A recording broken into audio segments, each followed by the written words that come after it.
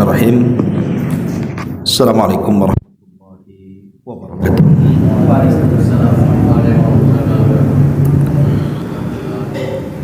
Bihamdillahi wassalatu wassalamu ala rasulillah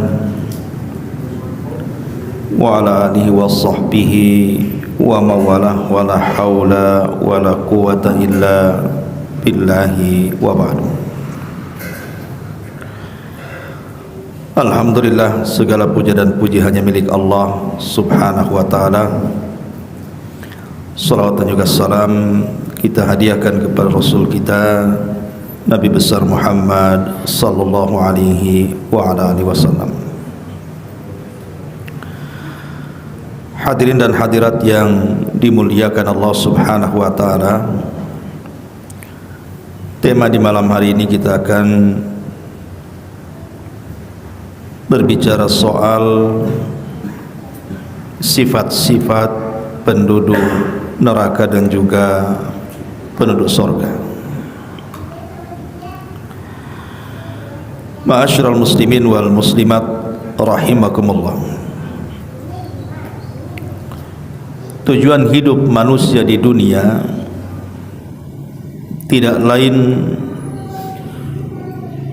kecuali hanya mengejar kehidupan akhirat, tentu bagi orang-orang yang beriman. Karena bagi orang yang beriman, mereka belum merasa kenyang dengan kenikmatan dunia sampai betul-betul kedua kakinya menginjakkan surga. Bahkan kalau hanya satu kaki masuk surga sementara kaki yang lainnya belum di surga, seorang mukmin belum merasa aman. Dan itulah yang dirasakan oleh Abu Bakar Siddiq radhiyallahu an. Dia mengatakan, seandainya kaki kananku sudah di surga sementara kaki kiriku belum masuk, maka aku belum merasa aman sampai dua-duanya masuk. Nah, di sini kita akan membahas siapa mereka penduduk neraka dan siapa mereka penduduk surga. Kita awali dari penduduk neraka dulu. Di dunia ini ada dua kelompok yang tidak suka kita masuk surga. Di dunia ini ada dua kelompok, mereka tidak suka kita masuk surga. Pertama, kelompok syaitan, tentu dikepalai oleh iblis. Karena Allah subhanahu wa ta'ala mengatakan dalam surah Al-A'raf, Allah subhanahu wa ta'ala mengatakan dalam surah Al-A'raf, tepatnya ayat 27, Allah subhanahu wa ta'ala mengatakan, ya bani Adam la yaftinannakumus syaitan kama akhraja abawaikum minal jannah. Wahai anak Adam, janganlah syaitan itu memfitnah kalian sebagaimana syaitan telah berhasil mengeluarkan kedua bapa kalian, Adam dan Hawa. Kemudian Allah subhanahu wa ta'ala ulas dalam surah Toha ayat 117-nya, faqulna ya Adam inna hadha aduwwun lak wa li zawjika fala yukhrijannakuma minal jannati fatashqa. Kami katakan, wahai Adam, sesungguhnya ini maksudnya iblis adalah musuhmu dan musuh istrimu, maka jangan sampai dia mengeluarkan kalian berdua dari sorga, maka engkau akan celaka. Dari dua ayat ini bisa kita simpulkan bahwa kelompok yang pertama yang tidak suka kita masuk surga adalah syaitan, iblis dan bala tentaranya laknatullah alaihim. Mereka tidak suka kita masuk surga, maunya mereka kita masuk neraka. Ini yang pertama. Adapun kelompok yang kedua disebutkan dalam surah Al-Qasas ayat 41. ketika Allah Subhanahu wa taala membicarakan tentang para penyeru kesesatan. Allah mengatakan wa ja'alnahum a'immatan yad'una ilan nar wa yaumal qiyamati la yunsarun. Dan kami telah jadikan untuk mereka para pemimpin-pemimpin yang akan menyeru manusia ke dalam neraka, dan pada hari kiamat mereka tidak akan mendapatkan pertolongan. Maka kelompok yang kedua adalah para duat, para dai, para penyeru, tetapi yang diserukan bukan kebenaran, yang diserukan adalah kebatilan dan menyesatkan manusia dengan hawa nafsu mereka. Maka dai-dai yang mengajak kepada pintu-pintu neraka jahanam, maka mereka tidak suka kita masuk surga. Dan sekarang banyak para penyeru kesesatan itu, seperti kita lihat para kelompok liberal yang mereka mengatakan bahwa semua agama sama dan kita merdeka bisa memilih agama apa saja.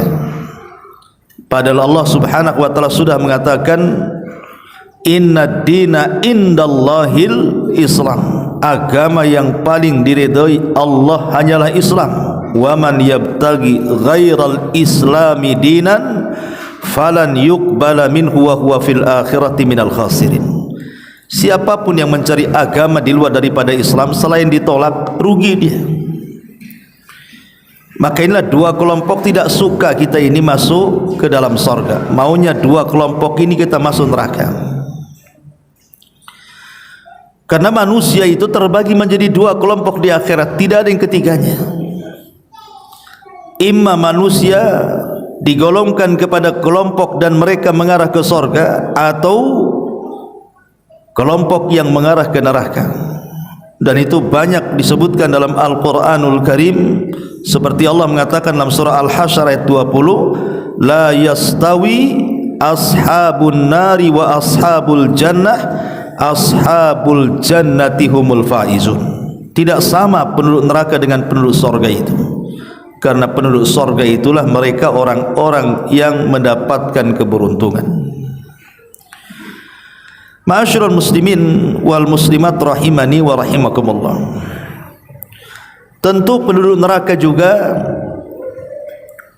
terbagi menjadi dua pembahasan. Ada orang-orang yang secara ta'yin, artinya secara perorangan individu, itu disebut namanya, bahwa mereka termasuk penduduk neraka, dan kalau sudah disebut nama dipastikan masuk neraka. Tetapi kelompok yang kedua tidak disebut nama secara individu, tetapi disebutkan sifat-sifatnya. Adapun yang disebut nama secara individu, siapa mereka? Disebutkan oleh para ulama, orang-orang yang secara individu disebutkan bahwa mereka dipastikan masuk neraka. Pertama adalah iblis. Karena iblis sendiri yang bicara tentang dirinya sendiri ketika dia melihat ada orang yang sedang sujud tilawah. Antum membaca Quran kemudian melewati 14 tempat dalam Quran, kalau dibaca kita disyariatkan sujud tilawah. Jadi apabila iblis melihat orang yang sedang sujud tilawah itu, maka iblis sakit hatinya dan mengatakan, hamba ini diperintahkan Allah untuk sujud, dia pun sujud, maka dia dapat surga. Tapi dahulu aku diperintahkan sujud, aku pun enggan sujud, faliyan nar, maka untukku neraka. Jadi iblis sendiri yang ngomong bahwa dia pasti masuk neraka. Ma'asyiral muslimin yang dimuliakan Allah Azza wa Jalla. Kemudian yang kedua yang disebut namanya adalah Fir'aun dan juga kaumnya, sebagaimana disebutkan dalam surah Hud ayat 98. Kemudian yang ketiga, Imra'atu Nuh wa Imra'atu Lut, istrinya Nabi Nuh dan istrinya Nabi Lut. Secara tegas Allah Subhanahu wa taala berfirman di dalam surah At-Tahrim ayat 10, wa dharaballahu mathalan lilladzina kafaru imra'ata nuhin wa imra'ata lut kanata tahta 'abdaini min ibadina salihaini fa khanatahuma falam yughniya anhuma minallahi syai'a wa qila dkhulan nara ma'ad dakhilin. Allah telah mempermisalkan untuk orang-orang kafir dua wanita, satu istri Lut dan satunya istri Nuh, padahal dua-duanya berada di bawah hamba kami yang saleh, tapi keduanya berkhianat, dan keberadaan dua nabi yang mengasuhnya atau yang ada di sampingnya tidak bermanfaat bagi keduanya di sisi Allah Subhanahu wa taala. Dan Allah katakan wa qila dkhulan nara, maka masuklah kalian berdua ke dalam neraka ma'ad dakhilin, bersama orang-orang yang masuk di dalamnya. Lihat, Allah Subhanahu wa taala secara khusus menyebutkan siapa? Istri Nuh dan istri Lut. Apa dosa istri kedua nabi ini? Dan apa pengkhianatan keduanya? Tentu kita tidak mungkin memahami keduanya selingkuh, tidak. Istri Nabi tidak mungkin selingkuh, Nabi manapun. Tapi pengkhianatan keduanya adalah bicara soal risalah. Jadi istri Nuh itu, kalau Nuh mendapatkan wahyu dari Allah, maka yang pertama mengatakan gila kepada suaminya itu istrinya sebelum kaumnya. Harusnya kan istrinya yang pertama beriman kan. Ini tidak, yang pertama menentang istrinya malah sebelum kaumnya menentang. Kemudian istrinya Lut bekerja sama dengan preman pasar. Jadi kalau ada tamu laki-laki datang ke rumah Lut, dia cemburu seolah-olah Lut itu melakukan homo sama dengan kaum Lut yang lainnya. Maka dia pun kemudian meletakkan kayu bakar, kemudian menghidupkan kayu itu, kemudian asapnya ngepul ke langit. Nanti asap itu sebagai sinyal, datanglah orang-orang jahat pasar, datang ke rumah Lut, kemudian menculik laki-laki yang sebagai tamu Lut, kemudian diperkosa dan dibunuh. Itulah pengkhianatan dua wanita yang jahat ini, padahal dua-duanya istri Nabi lah ya. Menunjukkan apa? Hidayah itu milik Allah, bukan milik kita. Sekelas Nuh dan Lut saja tidak mampu menarik kedua istrinya.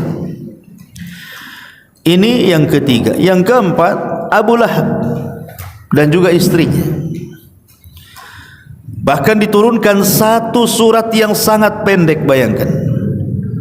Surat ini tidak diselipkan dalam surah Al-Baqarah atau diselipkan dalam surah Ali Imran. Nanti sedikit yang baca, karena jarang orang baca Al-Baqarah, Ali Imran itu. Tetapi surat ini disendirikan menjadi surat paling pendek dalam Quran, sehingga anak kecil pun baca, terutama Pak Imam, masih itu aja yang dibaca. Tabbat yada abi lahabi wa tab, ma aghna anhu maluhu wa ma kasab, sayasla naran dzata lahab wa imra'atuhu hammalatal hatab fi jidihah lummi masad. Celaka kedua tangan Abi Lahab dan celaka. Abi Lahab ini bukan nama asli. Nama aslinya Abdul Uzza. Abu Lahab ini kunyah, karena gantengnya maka disebut lahab, cahaya yang memancar dari api. Tapi orang ganteng sesat percuma juga ya. Jadi Allah mengatakan, kenapa Allah kemudian tidak menyebut nama aslinya, malah kunyahnya? Karena kalau disebut nama aslinya Abdul Uzza itu nama kesyirikan, hamba Uzza. Makanya Quran tidak menerima nama kesyirikan, makanya diambil kunyahnya, Lahab, Abu Lahab. Dan untuk menjadi ibrah, kalau Quran menyebut nama aslinya dengan meninggalnya Abu Lahab, selesailah kisahnya sampai di situ. Tapi ketika dengan menyebut kunyah gelarnya, tidak menyebut namanya, artinya Abu Lahab itu tidak satu, tetapi akan muncul Abu Lahab yang lainnya sampai hari ini, bahkan sampai kiamat dibangkitkan. Akan muncul banyak Abu Lahab, orang-orang yang menentang agama. Tabbat syada Abi Lahab wa tab ma'ad aghna anhu maluhu wa makasab. Tidak akan manfaat bagi dia anak dan seluruh daya usaha dia dan kekayaannya. Karena Abu Lahab itu kan sesumbar di hadapan orang-orang. Kalau yang dikatakan si Muhammad itu benar, enggak ada masalah, kata Abu Lahab. Bosnya akan masuk neraka yang menyala-nyala, katanya. Aku ini banyak anaknya, anakku sukses semua, aku banyak hartanya, dan aku bisa sogok tuh malaikat-malaikat penjaga neraka itu. Coba dia mau nyogok malaikat, Abu Lahab nih. Maka Allah bantah, ma aghna anhu maluhu wa ma kasab. Enggak ada gunanya di akhirat tuh keturunan dan hartamu, hei Abu Lahab. Bahkan tidak ada pun hartamu yang dibawa ke sana, mau nyogok pakai apa? Hartamu ditinggal di dunia dan anakmu akan terpisah di akhirat. Bahkan saya selana rong zata lahab, engkau akan masuk ke dalam neraka yang menyala-nyala. Wa mra'atuhu, begitu juga istrinya Ummu Jamil, Arwa bintu Harbin, hammalatal hatab, yang suka membawa kayu bakar kemana-mana. Bukan berarti istri Abu Lahab tukang kayu, tidak. Maksudnya membawa kayu bakar itu karena suka mengadu domba. Zaman sekarang ini suka menyebarkan hoax, jadi netizen jahat, ya, suka nyebar-nyebarkan hoax tentang Nabi, ya. Dan banyak pula pengikut mak-mak seperti dia itu, karena dia sampai menjual perhiasannya, bahkan kalungnya pun dicopot dan dijual untuk menandai penyebaran hoax itu. Jadi kumpulkan mak-mak sezaman dia, kemudian disebar, dikasih upah. Taulah kalau mak-mak sudah ngomong, gongnya itu cepat itu dibandingkan bapak-bapak yang ngomong kan, ya. Kemudian fi jidiha hablum mim masad, di lehernya akan dikalungkan sabut api. Kenapa? Karena dia sudah mencabut perhiasan di lehernya untuk menyebarkan hoax, sebagai mendanai. Makanya al jaza min jinsil amal, balasan disesuaikan dengan amalannya. Maka kalung yang dijual untuk mendanai dalam rangka mengadu domba Nabi itu akan menjadi sabut kelapa dan akan menempel di lehernya dan akan terbakar di neraka. Inilah yang keempat. Yang kelima, Amr bin Luhai Al-Khuzai. Amr ibn Luhai Al-Khuzai. Amr ibn Luhai Al-Khuzai ini adalah seorang pemimpin dari pemimpin kabilah Khuza'ah. Dulu Arab itu dipimpin oleh kabilahnya istri daripada Nabi Ismail, namanya Jurhum. Jadi Mekah dan di sekitarnya itu yang memimpin itu suku Jurhum dulunya, dari Yaman. Tapi kemudian Jurhum diserang oleh kabilah Khuza'ah, kalah Jurhum, maka Khuza'ah lah yang berkuasa. Kemudian Khuza'ah diserang oleh Quraisy, maka Quraisy lah yang berkuasa. Begitulah kemudian terjadi peperangan di zaman itu. Lah di zaman kabilah Khuza'ah ini ada satu pemimpin mereka namanya Amr ibn Amir Al-Khuzai, atau dikenal dengan Amr bin Luhai. Sebelum kedatangan Khuza'ah, Arab dikuasai oleh Jurhum itu mereka masih menyembah tauhid, masih menyembah Allah dan masih menegakkan tauhid karena pengaruh agama Ismail yang masih kuat. Tetapi dengan seiringnya waktu dan kekalahan Jurhum oleh kabilah Khuza'ah, tergeruslah ajaran tauhid sampai datang seorang laki-laki pemimpin Khuza'ah namanya Amr ibn Luhai. Dia safar ke Syam, kemudian dia lewat ke sebuah daerah itu semua penyembah berhala. Tertarik pula si Amr ibn Luhai ini kepada berhala-berhala itu. Ditanya satu-satu, ini berhala untuk apa, berhala itu untuk apa? Dijawab, ini berhala yang ini nih untuk penglaris, yang ini untuk jodoh, yang ini untuk usaha, yang ini pula bisa menurunkan hujan. Lah ketika dia mendengar bahwa yang besar itu bisa menurunkan hujan, dia teringat Mekah itu gersang. Jadi dia pikir kalau bawa berhala itu kemudian diletakkan di Ka'bah nanti bisa hujan. Akhirnya dia mengambil satu berhala yang disebut dengan Hubal. Itulah berhala yang pertama, namanya Hubal, dibawa oleh Amr ibn Luhai ke Mekah, kemudian ditaruh dalam Ka'bah. Itulah berhala pertama. Akhirnya kemudian setelah Hubal banyak berhala-berhala yang lainnya, akhirnya seluruh kota Mekah penuh dengan berhala. Makanya disebut jahiliyah. Lah Nabi SAW ketika diutus dan mengembalikan ajaran tauhid, maka Rasul bersabda, inni ra'aitu amra ibn Luhayyin fin nari yajurru am'a'ah. Aku melihat Amr bin Luhai di neraka dan terburai ususnya. Kenapa? Li'annahu awal man ghayyara dina Ibrahim, karena dia orang yang pertama merubah-rubah agama Ibrahim di Jazirah Arab. Rasul menyebut secara nama Amr ibn Luhai, ya. Lah inilah yang disebutkan para ulama, 5 orang yang disebutkan secara ta'in namanya, ya. Adapun tentang sifat-sifat siapa penduduk neraka itu, maka kita mulai dari Al-Quran dulu, baru kepada sunnah Nabi SAW. Adapun dalam Al-Quran yang pertama, Al-Kafaratul wal Musyrikun, orang-orang kafir dan orang-orang musyrik.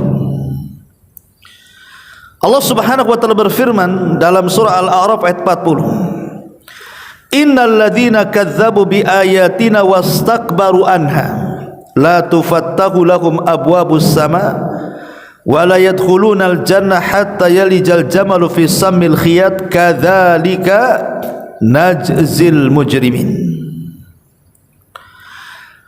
Sesungguhnya orang-orang yang mendustakan ayat-ayat kami dan mereka sombong, tentu yang dimaksudlah orang-orang kafir dan musyrik, maka tidak akan dibukakan kepada mereka pintu-pintu langit saat kematiannya, dan mereka tidak akan masuk ke dalam sorga sampai ada cerita unta masuk ke liang jarum.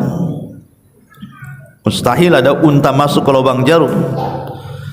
Benang aja kadang-kadang susah itu kalau minusnya jarak dekat tuh, gak masuk-masuk. Unta pula masuk ke lubang jarum, gimana caranya? Kecuali jarumnya gede kan itu. Jadi orang-orang musyrik dan orang-orang kafir selamanya tidak akan masuk surga. Mereka akan tetap di neraka.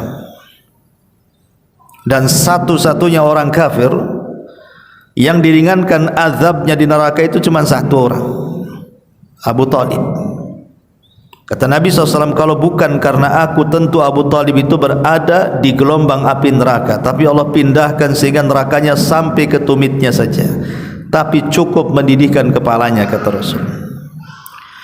Kemudian yang kedua, al-mujrimun, orang-orang mujrim, para pendosa, orang-orang yang suka melakukan dosa, maka mereka terancam dengan jahannam. Innal mujrimina fi adzabi jahannam khalidun. Sungguhnya orang-orang mujrim, orang-orang yang suka melakukan dosa, dipastikan masuk jahannam, kecuali dosa-dosa yang tahta masyiatillah, di bawah kehendak Allah.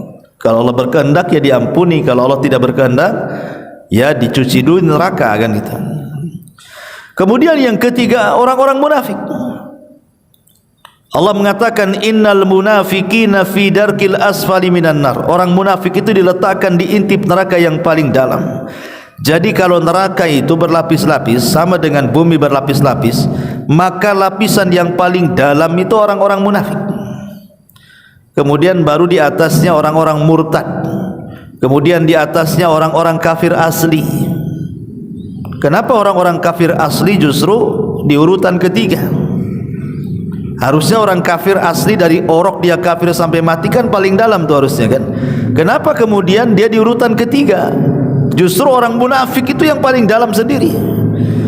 Karena orang munafik itu lebih bahaya kepada Islam dibandingkan orang kafir. Orang kafir jelas, tapi orang munafik tidak jelas. Mereka yang merusak Islam. Makanya diletakkan di intip neraka yang paling dalam. Baru orang murtad. Kenapa orang murtad nomor 2 urutannya? Siksanya terberat karena dia sudah dapat hidayah malah dilepas pula hidayahnya. Kan bodoh orang kayak gitu tuh. Udah dapat hidayah malah dilepas hidayahnya. Kalau orang kafir karuan tidak dapat hidayah. Ini Sudah dapat hidayah malah kemudian dilepas hidayahnya. Makanya orang seperti ini layak diletakkan di neraka yang paling dalam, nomor urut 2 setelah munafik. Baru yang ketiga agak ringan ya orang kafir asli. Baru di atas orang kafir asli orang-orang yang berdosa. Ya. Ma'asyiral muslimin wal muslimat rahimakumullah. Kemudian yang keempat, al-muti'una li ru'asaihim mudallin. Para pengikut kepada orang-orang yang menyesatkan mereka. Orang-orang awam yang tidak tahu menahu, akhirnya main ikut saja kan. Apa kata tokohnya A ikut A, B pada sesat.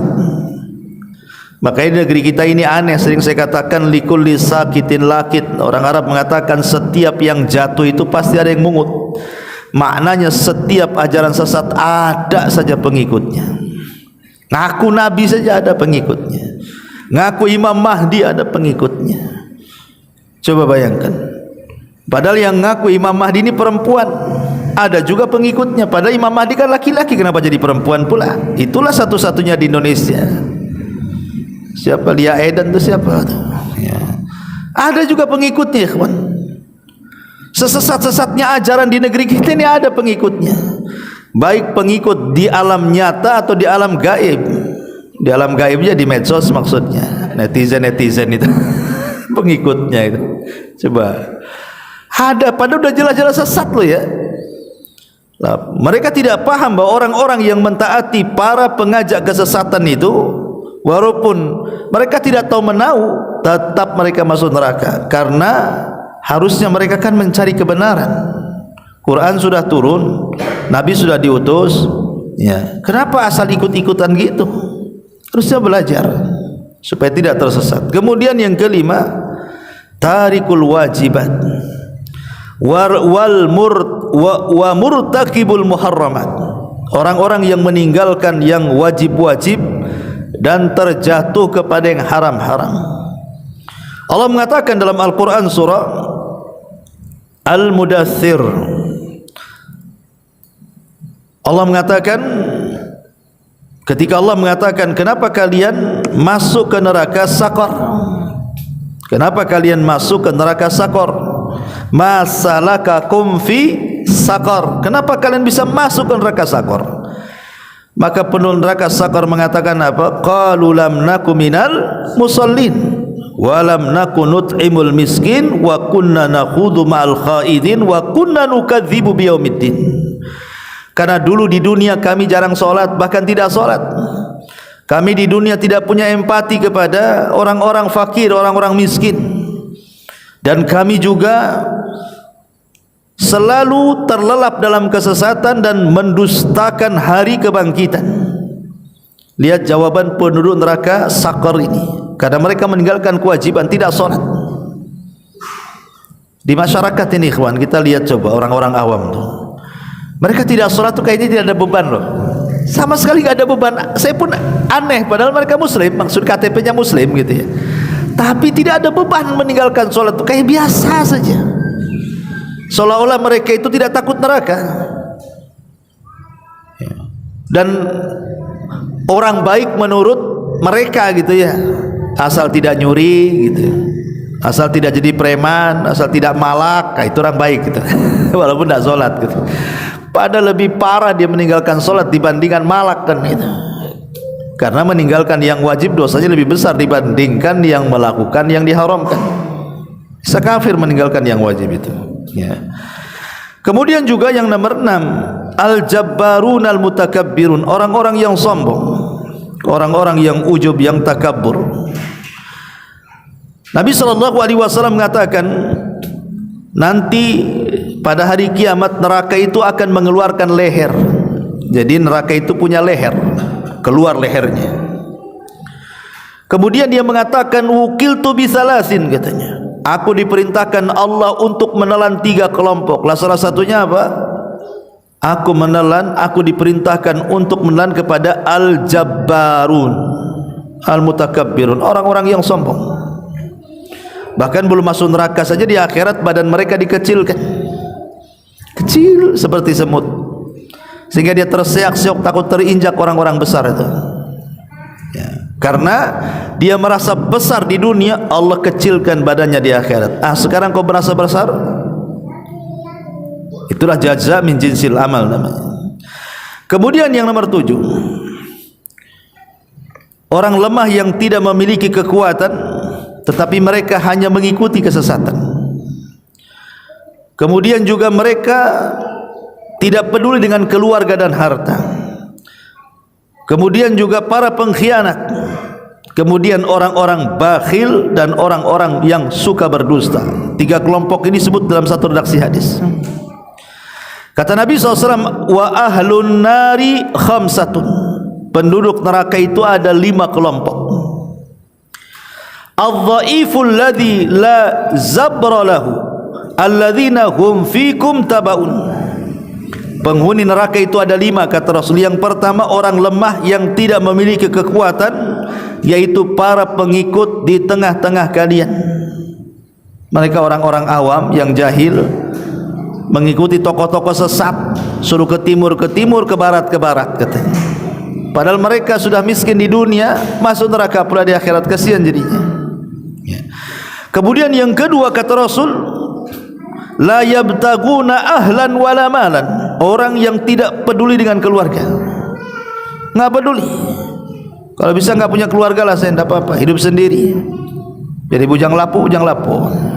Ada orang yang kemudian nggak peduli, padahal berkeluarga itu separuh agama kan itu.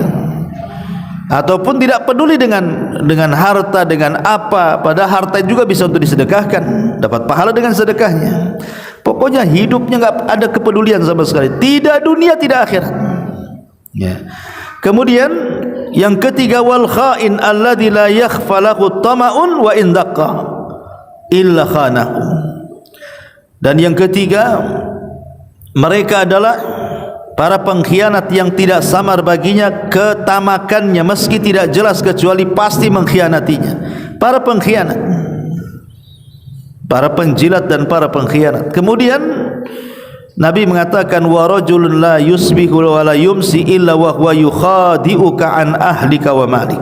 Seorang laki-laki tidak siang tidak malam dan dia suka mendustakan kamu, menipu kamu tentang keluarga dan harta. Ya, suka dusta. Dan yang kelima, orang bakhil. Ya. Kemudian yang nomor 8, al-ji'dhari wal jawal. Ji'dhari itu artinya orang yang kasar, jawal itu orang yang keras kepala, orang yang lisannya kalau ngomong itu kan ada di masyarakat, Masya Allah, kalau ngomong itu nyelekit kan itu, kasar-kasarnya, nama-nama binatang keluar, nama-nama sepeda masih mending, nama-nama binatang dia keluar itu. Ya. Kemudian kadang-kadang setan-setan pun keluar, sa genderuwonya, sa susernya, sotnya, apa semua keluar semua juga kan. Ada orang yang kalau ngomong itu kayaknya enteng sekali, dia menyebutkan binatang, menyebutkan laknat. Naudzubillah, itu disebut ji'dhari namanya. Rasul mengatakan, inna ahlan nar kullu ji'dhari jawadin mustakbirin jamma' manna' wa ahlul jannati dhu'afa al-maghlubun. Sesungguhnya penduduk neraka kata Rasul, semua orang yang kasar lagi keras, kerasnya kepala, kemudian kasar lisannya. Naudzubillah, ini paling banyak. Orang-orang seperti ini paling banyak, terutama orang-orang yang jauh daripada hidayah, orang-orang yang ya masuk pada kelompok-kelompok yang kadang-kadang tidak peduli bahwa setiap ucapannya itu akan dipertanggungjawabkan. Naudzubillah. Kata Nabi SAW, sungguhnya penduduk neraka adalah semua orang yang keras dan kasar, orang yang bergaya sombong di jalanan, orang yang menyombong-nyombongkan, dan orang yang banyak mengumpulkan harta, serta bakhil. Adapun penduduk sorga, mereka adalah orang-orang yang lemah lagi terkalahkan. Kemudian yang nomor 9, al-mu'taduna alal akharin wal mutabarrijat.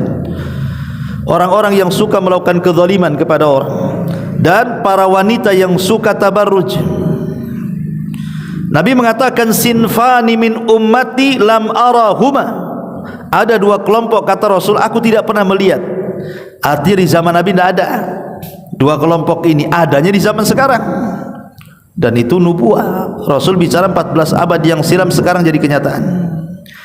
Kata Nabi SAW, yang pertama, kaumun ma'ahum siyatun mithlu adnabil baqar yadribuna bihan nas. Ada sebuah kaum itu yang tidak pernah diletakkan pecut di bahunya, mereka suka memukul-mukul orang. Ini kinayah daripada munculnya orang-orang yang mudah menyakiti orang. Lihat hari ini kan pembunuhan ini, subhanallah, kayaknya hari-hari pembunuhan, pemerkosaan, pembunuhan. Bahkan anak-anak kecil sudah membunuh. Zaman sekarang loh ya, belum balik sudah membunuh, memperkosa, naudzubillah. Cemana generasi berikutnya? Ini generasi kita sekarang ini, kita dipertontonkan seperti itu. Tiba-tiba kemudian hukumannya ringan, dipulangkan pula kan itu. Akhirnya marahlah masyarakat nih. Coba kadang-kadang itulah kalau tidak menurut hukum Islam itu ya seperti itu. Selamanya tidak akan ada keadilan. Tapi kalau ditegakkan hukum Islam pasti ada keadilan. Selamanya kalau meninggalkan hukum Islam pasti tidak ada keadilan. Maka kalau ingin negara ini mendapatkan keadilan, karena kan kantor pengadilan banyak, tapi keluar dari kantor itu merasa dizalimi.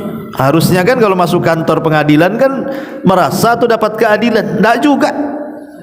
Masuk kantor itu malah merasa dizalimi kan itu. Tidak mendapatkan keadilan. Kantor pengadilan banyak, yang mendapatkan keadilan sedikit. Itu yang terjadi sekarang. Kenapa? Karena tidak berhukum dengan hukum Islam, itu masalahnya. Ya. Jadi mereka ya tetap saja merasa tidak pernah mendapatkan keadilan. Kemudian yang kedua kata Rasulullah, wa nisaun kasiyatun ariyatun ma'ilatun mumilatun ru'usuhunna ka'asnibatil bukhtil ma'ilah la yadkhulunal jannah wa la yajiduna rihaha wa inna rihaha la yujadu min masirati kadza wa kadza. Kata Rasul, dan wanita-wanita yang telanjang tapi berpakaian tapi telanjang. Wanita-wanita yang berpakaian tapi telanjang, lenggak-lenggok sana sini, kepala mereka seperti punuk unta yang melenggo. Mereka tidak akan masuk sorga, mencium bau sorga pun tidak akan, padahal bau sorga itu tercium sejarak ini dan itu saking jauhnya. Dan kita saksikan hari ini kan, antum yang hidup di Nagoya hari-hari dan nengok kan. Kalau saya di Tiban kan masih jarang-jarang.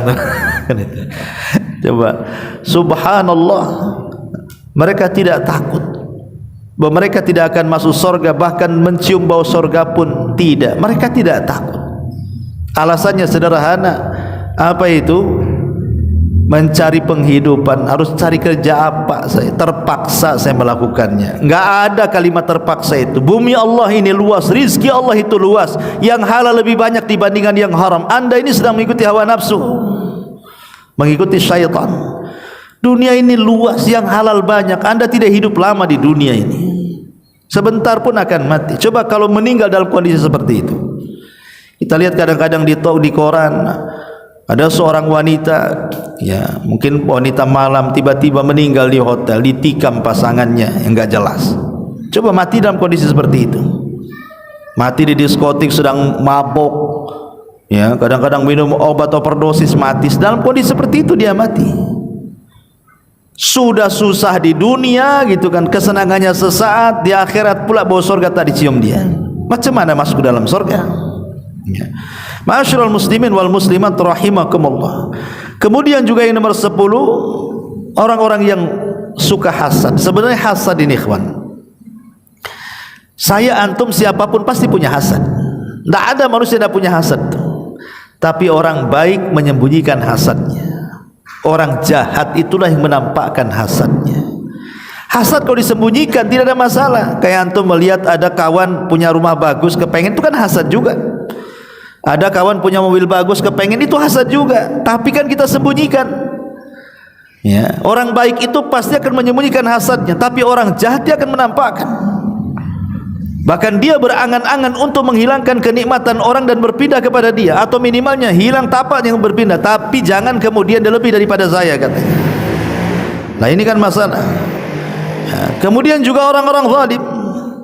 Kemudian para qati'ir rahim, orang yang memutus silaturahim. Kemudian juga al-ya'isina min rauhillah, orang-orang yang putus asa daripada rahmat Allah. Ada orang itu di dunia karena sudah banyak dosa, mau taubat itu malas, takutnya Allah tak menerima taubatnya, akhirnya diputus asa. Padahal putus asa itu lebih besar dosanya dibandingkan dosanya sendiri. Kenapa? Karena putus asa itulah yang menghalangi orang taubat. Orang sudah mau taubat gara-gara putus asa tak jadi.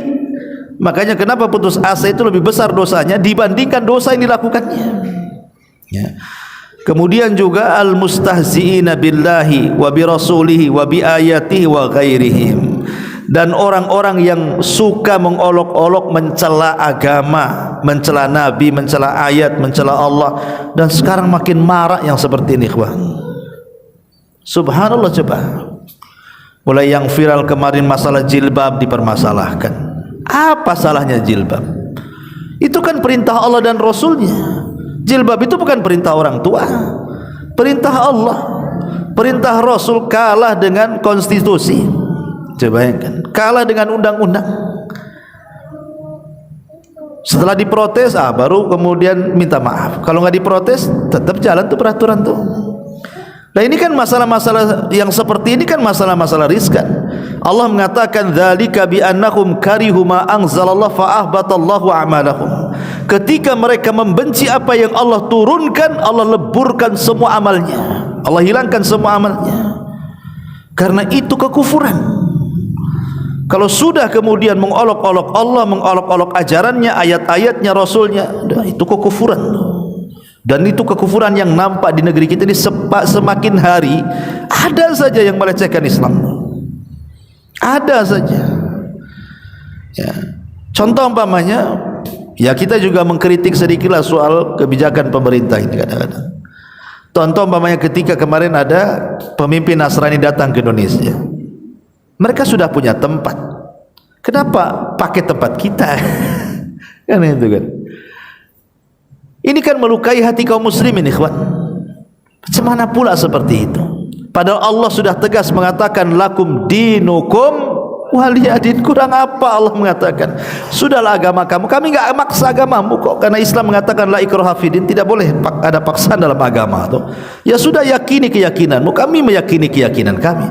Kenapa mesti memaksakan keyakinan kita? Tidak boleh azan, harus ada pakai running text atau apa istilahnya. Kalau tidak ada kritikan ya mungkin akan begitu kan. Semua siaran mungkin boleh jadi dilarang kan gitu. Lah ini kenapa mayoritas kok kalah dengan minoritas pula? Ya, shadaqa Rasulullah. Ketika Nabi SAW mengatakan nanti di akhir zaman umat Islam itu diibaratkan nampan penuh dengan makanan dikeroyok orang lapar.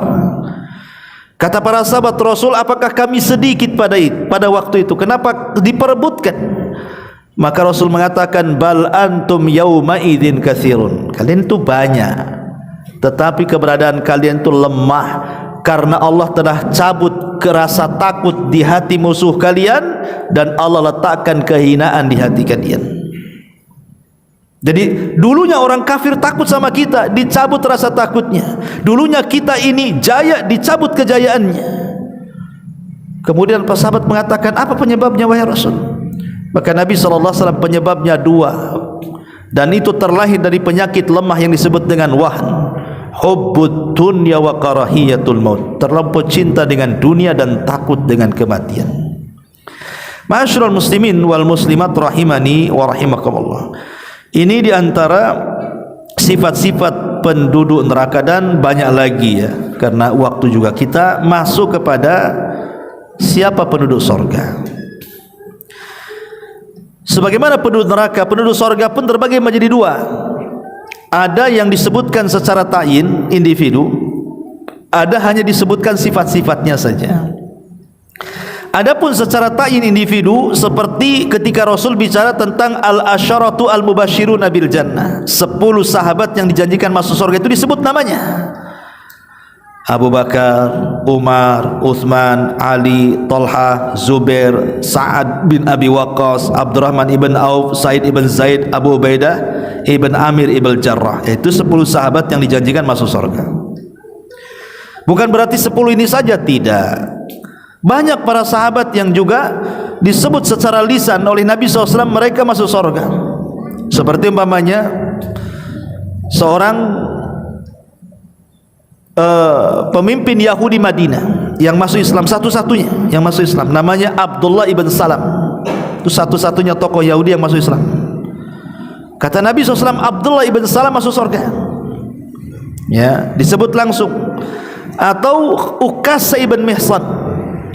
Ketika Rasul menyebutkan 70.000 sahabat yang masuk surga tanpa hisab dan adab, apa kata Ukasha ibn Mihsan sambil berdiri? Rasul, doakan aku ya, aku termasuk 70.000 itu ya.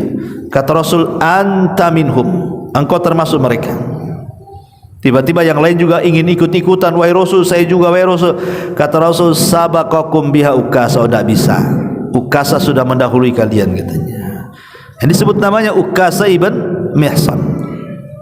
Kemudian Thabit ibn Qais al-Musyammas. Thabit ibn Qais al-Musyammas ini kan juru bicara Nabi, jubir. Ya, kalau ngomong lantang, namanya jubir kan harus lantang.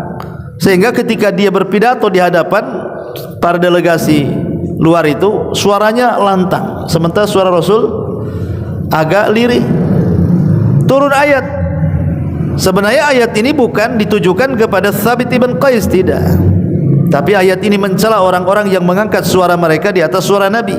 La tarfa'u aswatakum fawqa sautin Nabi. Janganlah kalian mengangkat suara kalian di atas suara Nabi. Jadi seolah-olah Thabit itu jangan-jangan ayat itu menuju dirinya. Makanya habis itu dia tidak mau hadir di majelis Nabi, asyik sembunyi di rumahnya, menangis setiap hari. Jadi Rasul kehilangan, mana Thabit? Kok tidak nampak di majelis? Mana? Ya, kehilangan. Ya, mana Thabit, kata Rasul. Jadi Rasul itu merasa kehilangan.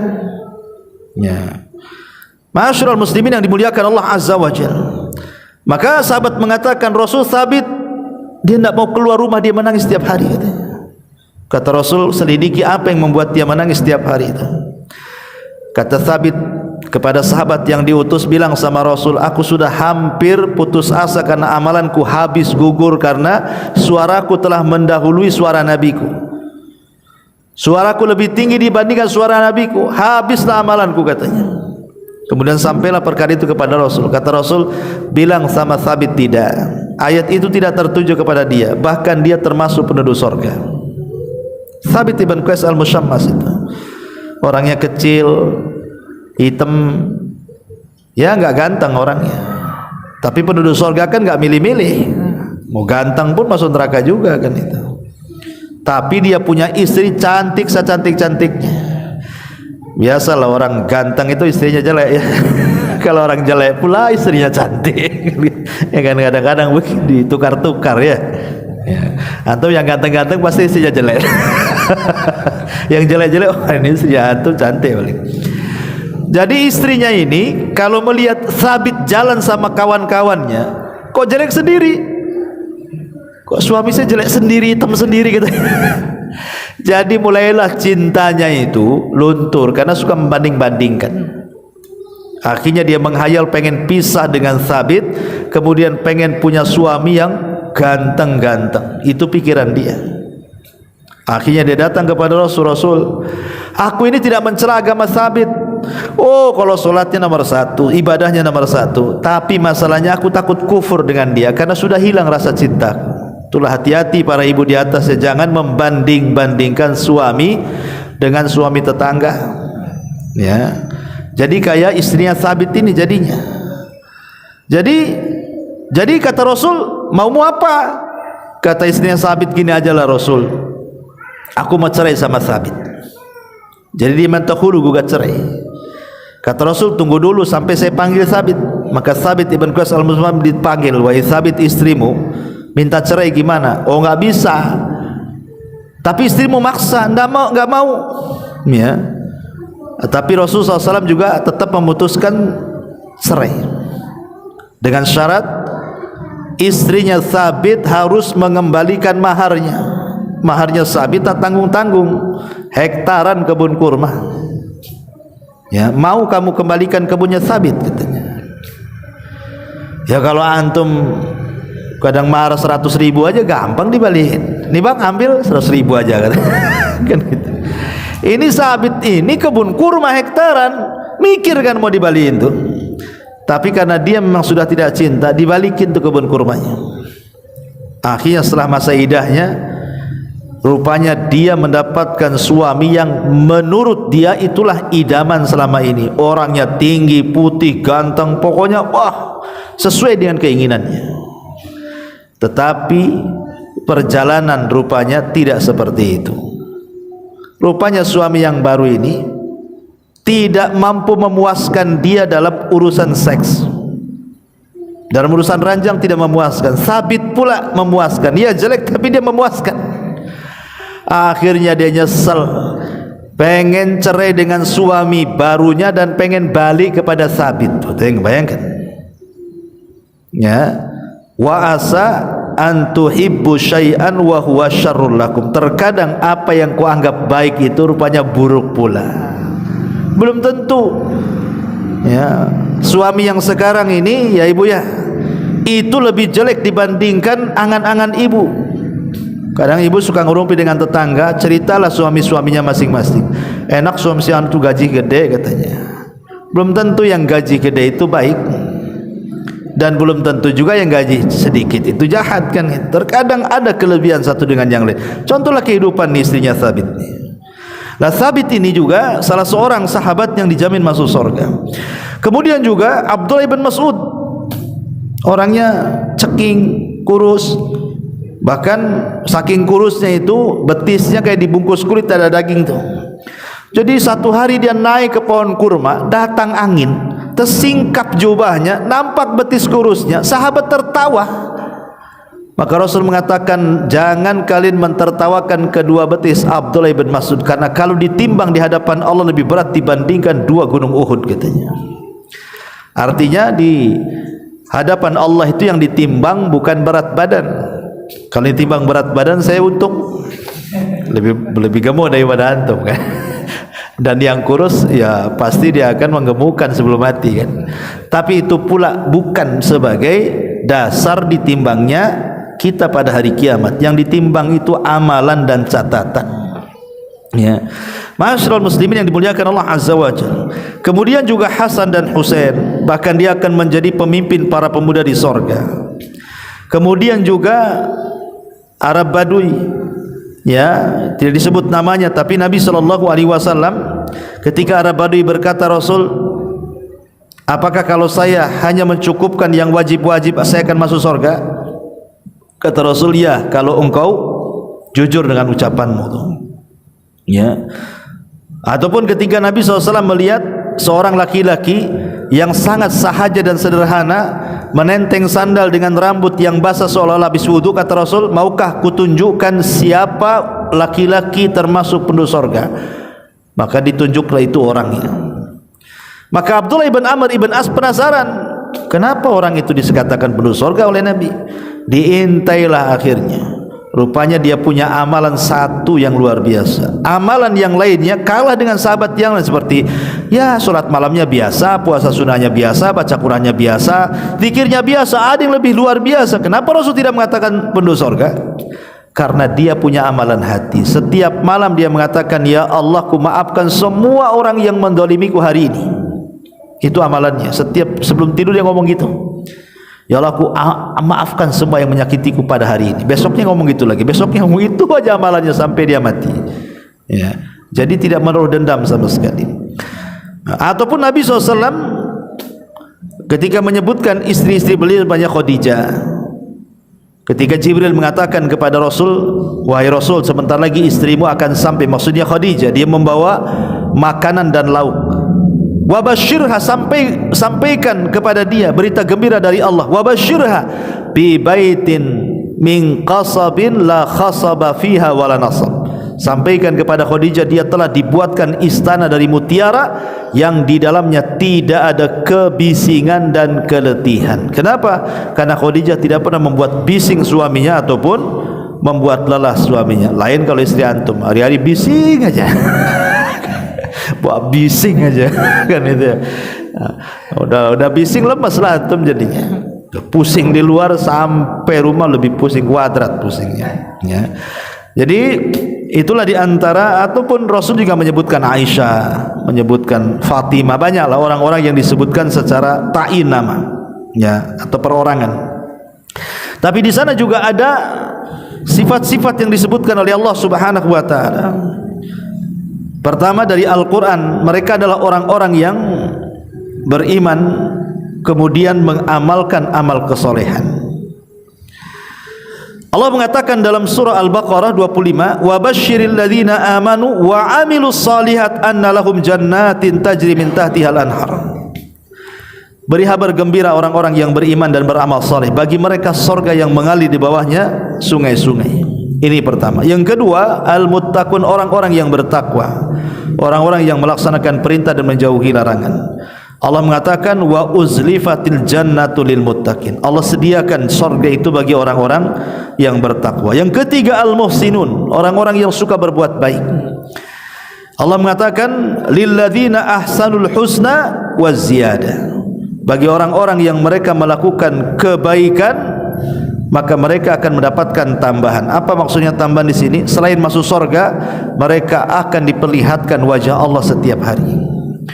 Kemudian juga yang keempat, al-muti'una lillahi war rasul, orang yang berusaha mentaati Allah dan Rasulnya. Kata Rasul, kullu ummati yadkhuluna al-jannah, semua umatku dipastikan masuk surga, illa man aba, kecuali yang enggak masuk surga.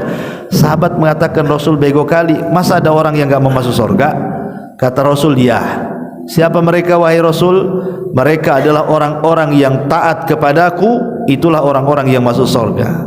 Orang-orang yang bermaksiat kepadaku, itulah yang enggan masuk surga.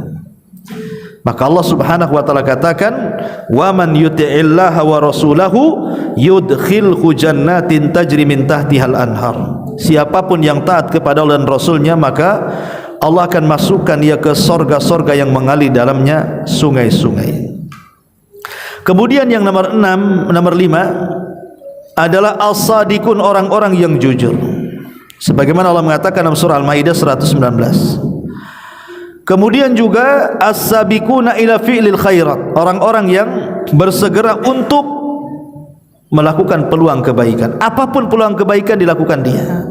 Sebagaimana surah At-Taubah ayat 100. Kemudian juga para mujahidin, baik jihad dengan hartanya, dengan jiwanya, dengan waktunya, maka mereka juga dijamin masuk surga seperti disebutkan dalam At-Taubah ayat 111. Kemudian orang-orang yang khusyuk, orang-orang yang takut, orang-orang yang mampu menundukkan hawa nafsunya, maka mereka pun orang-orang yang dijamin surga seperti Allah mengatakan dalam surah Al-Bayyinah ayat 7-8 dan An-Nazi'at ayat 40-41. Kemudian at-taibun, orang-orang yang senantiasa bertobat kepada Allah sebagaimana Allah sebutkan dalam surah Maryam ayat 60. Ini di dalam Al-Qur'an. Adapun hadis-hadis Nabi, mereka orang-orang yang tidak pernah meninggalkan membaca ayat kursi setelah salat.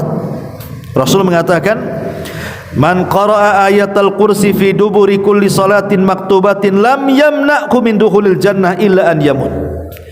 Siapa yang membaca ayat kursi setelah selesai salat, maksudnya salat wajib, tidak akan mencegah dia masuk surga kecuali kematian.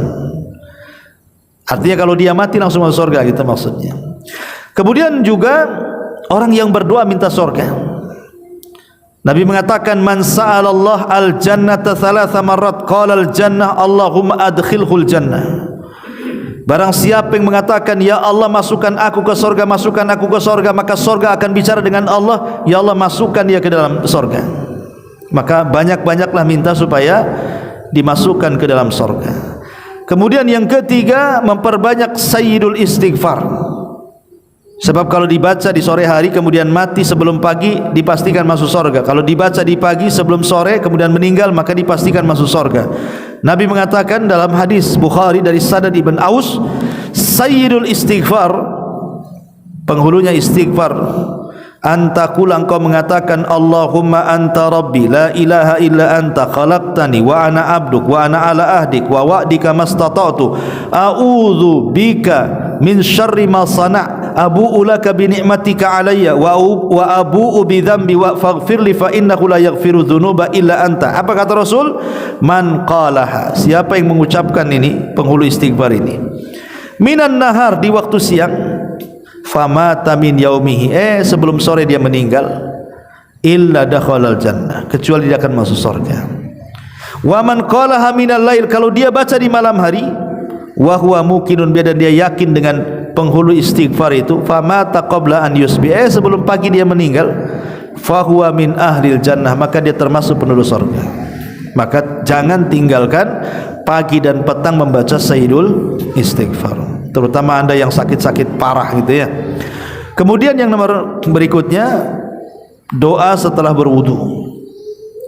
Nabi mengatakan, ma minkum min ahadin yatawadda fayablugh aw yusbik alwudu thumma yaqul asyhadu an la ilaha illallah wahdahu la syarikalah wa anna muhammadan abduhu wa rasuluh illa futihat lahu abwabul jannati tsamaniyatu yadkhulu min ayyi abwabin syaa.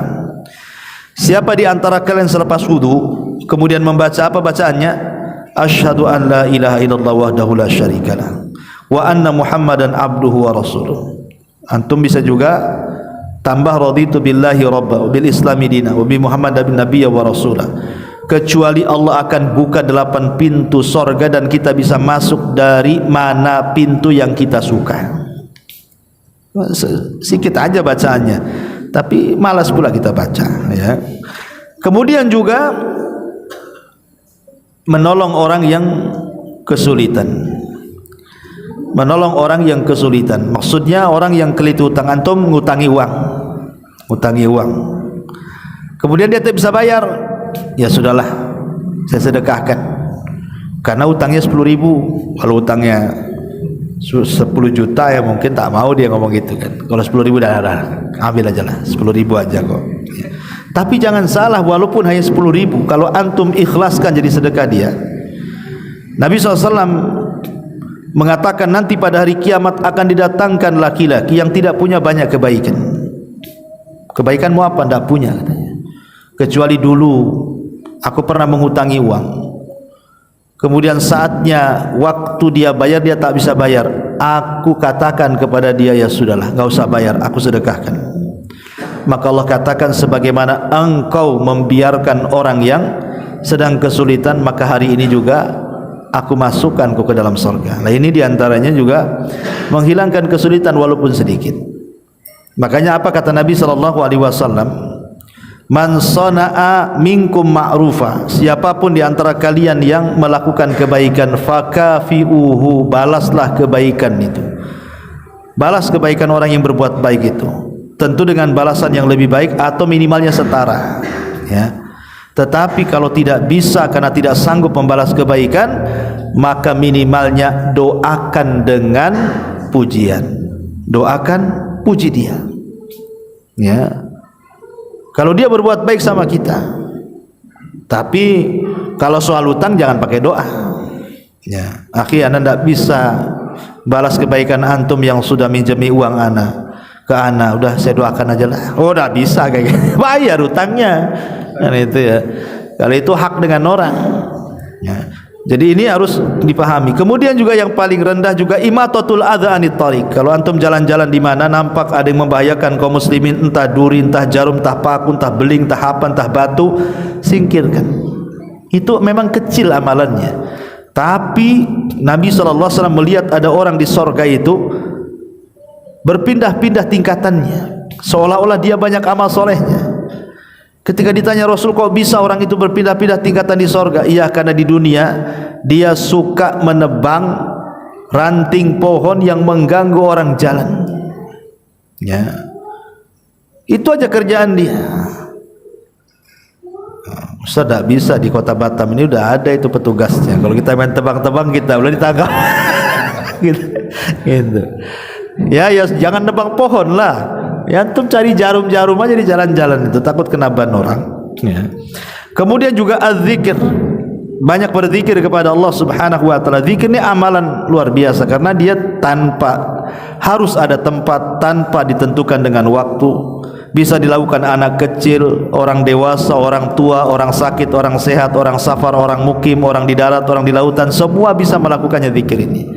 Tapi luar biasa. Rasul mengatakan, maukah kutunjukkan kepada kalian amalan terbaik, lebih baik dibandingkan emas dan perak dalam berinfak, lebih baik dibandingkan jihad di jalan Allah, bisa membersihkan dan mengangkat derajat. Sahabat mengatakan, amal itu apa wahai Rasul, kok sampai melebihi 5 kebaikan? Kata Rasul, zikrullah, berzikir ya. Kemudian juga di antaranya adalah qaulu la ilaha illallah, ucapan tauhid la ilaha illallah ketika di akhir hayat dia. Kata Rasul, man kana akhiru kalamihi la ilaha illallah dakhalal jannah. Barang siapa yang akhir ucapannya kalimat la ilaha illallah, dipastikan dia masuk surga. Kan itu tanda-tanda husnul khatimah. Kemudian juga salat sudah jelas. Orang yang menjaga salat maka dipastikan dia masuk surga. Tapi orang yang tidak menjaga salat bukan hanya masuk neraka, nerakanya dikumpulkan dengan Fir'aun, dengan Qarun, dengan Haman, dan dengan Ubay ibn Ka'ab. Kata Rasul, orang yang tidak pernah menjaga salat, bahkan tidak salat, nerakanya itu satu dengan neraka Fir'aun, dengan neraka Harun, dengan neraka Qarun, dengan Haman, dengan Ubay bin Ka'ab. Satu neraka dengan mereka, naudzubillah juga. Ya. Kemudian juga orang yang suka infak, jelas, ya, terutama untuk menghidupi keluarga itu lebih afdal lagi, karena infak kepada orang lain itu kelebihan dari nafkah keluarga. Kalau ada lebih setelah memberikan keluarga, ada lebih, itu yang diinfakkan kepada orang. Kalau nggak ada lebih, apa yang mau diinfakkan? Ya. Kemudian husnu tarbiyatil banat, kalau antum punya anak perempuan, didik mereka dengan baik, karena merawat anak perempuan itu lebih berat dibanding anak laki-laki. Kata Nabi SAW, man kana lahu thalathatu banat, siapa yang punya 3 anak perempuan, kemudian dia berusaha untuk merawatnya dengan baik, mencukupi kehidupannya, menyayanginya, faqad wajabat lahul jannah, maka diwajibkan dia masuk surga. Ya, kemudian juga husnul khuluq, baik akhlak, itu dijelaskan Rasul, amalan apa yang paling banyak orang masukkan ke dalam surga? Kata Rasul, husnul khuluq, orang yang baik akhlaknya. Dan akhlak itu dalam anggota badan terbagi menjadi 3. Pertama, leher ke atas, yang kedua kedua tangan, yang ketiga dari kepala sampai kaki.